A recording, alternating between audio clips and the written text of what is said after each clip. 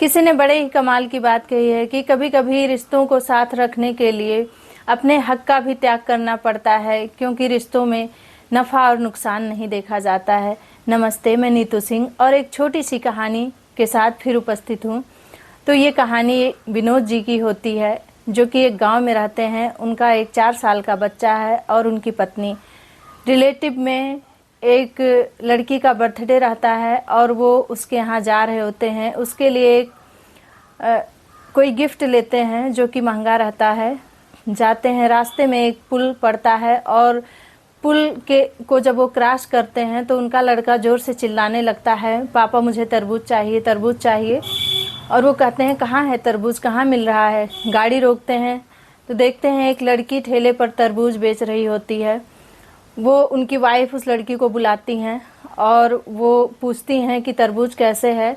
वो बताती है 50 रुपये किलो है। वो मोल भाव करने लगती हैं उस लड़की से और बोलती हैं, मुझे 35 रुपये किलो में तरबूज दे दो। लड़की बोलती है, नहीं, मेरा इसमें घाटा हो रहा है, मैं 35 रुपये में कैसे दे दूँ। करते करते फिर वो बोलती हैं कि मुझे 45 रुपये में दे दो। वो जो है कहती है, मोल भाव करने लगती है 5 रुपये के लिए। वो कहती है, नहीं, मेरा 45 में घाटा होगा, मैं कैसे दे दूं। मेरी तो इतने की खरीद है, मुझे 5 रुपये ही इसमें मिलेगा और मैं आपको कैसे दे दूं। वो 5 रुपये के लिए मोल भाव करती हैं। विनोद जी अपने मन में मुस्कुराते हैं कि देखो कैसे ये 5 रुपये के लिए एक छोटी सी लड़की से मोल भाव कर रही है। बच्चा ज़ोर ज़ोर से रोने लगता है और वो लड़की बच्चे से बोलती है कि चुप हो जा भाई, क्यों रो रहा है। उनकी पत्नी जो है उसके इमोशन का फ़ायदा उठा के उस लड़की से बोलती हैं कि तू अपने भाई को तो इतने में दे ही सकती है। लड़की कहती है, ठीक है, जब आपने भाई बना दिया इसे मेरा, तो मैं तरबूज लेकर आती हूँ। और वो दौड़ के जाती है, एक तरबूज लेकर आती है, उस बच्चे के हाथ में देती है, ले भाई तरबूज ले ले। बच्चा छोटा रहता है, वो उतना बड़ा तरबूज कैसे संभाल पाता। जैसे वो तरबूज पकड़ता है, उसके हाथ से तरबूज गिर जाता है और पूरा तरबूज फूट के बिखर जाता है। अब उसकी पत्नी बोलती है, अब मैं इसका पैसा तो तुम्हें नहीं दूंगी, क्योंकि तुमने उसे क्यों दिया, मेरे हाथ में दी होती तो ये तरबूज नहीं फूटता। वो लड़की बोलती है कि मुझे क्या पता था कि ये नहीं संभाल पाएगा या आप नहीं पकड़ेंगी, तरबूज फूट गया, चलिए कोई बात नहीं। बच्चा तेज तेज से रोने लगता है और वो लड़की जाती है, कहती है, कोई बात नहीं, मैं इसके लिए दूसरा तरबूज लेकर आती हूँ। जाती है, वो ठेले पर से दूसरा तरबूज लेकर आती है और उस बच्चे को देती है। फिर बोलती है उसकी मम्मी से कि इस बार जो है मैं इसके हाथ में नहीं दूंगी, आप लीजिए इस तरबूज को, नहीं तो ये फिर जो है टूट जाएगा। वो तरबूज देती है और फिर जब वो उसको 50 रुपये देती हैं, बोलती हैं कि एक तरबूज तो तुम्हारी गलती से फूटा है, मैं उसका पैसा नहीं दूंगी, मैं एक ही तरबूज का पैसा दूंगी। विनोद जी बोलते हैं, क्या तुम 50 रुपये के लिए ऐसा कर रही हो। 100 की नोट उसको देते हैं और बोलते हैं, ये लो तुम्हारा तरबूज का पैसा है।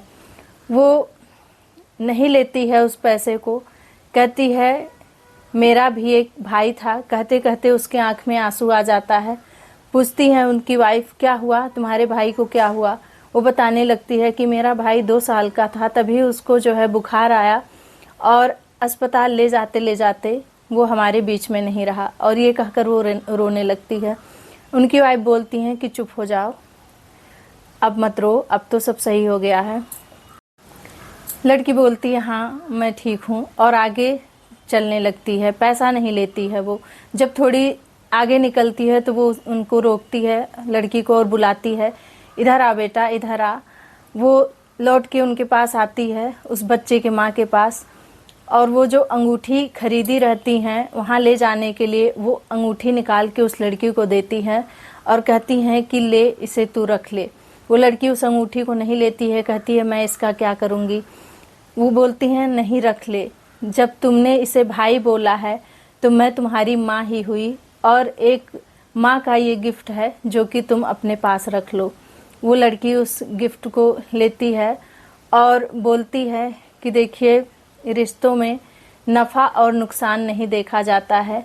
ये बात विनोद जी के मन में बस जाती है और वो अपने भाई के पास फ़ोन लगाते हैं। उनके बड़े भाई रहते हैं, उनसे बोलते हैं कि जो बड़े मार्केट की दुकान है भैया, वो आपकी है, और जो छोटे मार्केट में दुकान है उसे मैं चलाऊंगा, वो मेरी है। वो अपने भाई के ऊपर केस किए हुए रहते हैं प्रॉपर्टी के मामले में। उनके भाई ये चीज़ सुनकर रोने लगते हैं और बोलते हैं तुझे क्या हुआ आज। बोलते हैं भैया मेरे अब ये बात समझ में आ गई कि रिश्तों में नफ़ा और नुकसान नहीं देखा जाता है। उनके बड़े भाई बोलते हैं घर आजा, बैठकर हम लोग इस मैटर को सॉल्व करते हैं। तो ये छोटी सी कहानी है। छोटी सी कहानी ये हमें बताती है कि रिश्तों में नफ़ा और नुकसान नहीं देखा जाता है। कहीं नफ़ा होता है तो कहीं नुकसान होता है। अगर रिश्तों को बनाए रखना है तो छोटी छोटी चीज़ों का त्याग करना पड़ता है। रामायण में जो बातें लिखी हुई हैं वो सब त्याग के ऊपर ही हैं। तो जीवन में त्याग बहुत ज़रूरी होता है रिश्तों को चलाने के लिए। अगर अपने रिश्तों को बना कर रखना है तो हर किसी के लिए त्याग बहुत ज़रूरी, और बिना रिश्तों के कोई जीवन नहीं होता है। अकेले जीवन तो नहीं जा सकता है ना, इसलिए रिश्तों का होना भी बहुत ज़रूरी होता है। तो फिर मैं वही कहना चाहूँगी कि कर दिखाओ कुछ ऐसा, दुनिया में लोग करना चाहें आपके जैसा।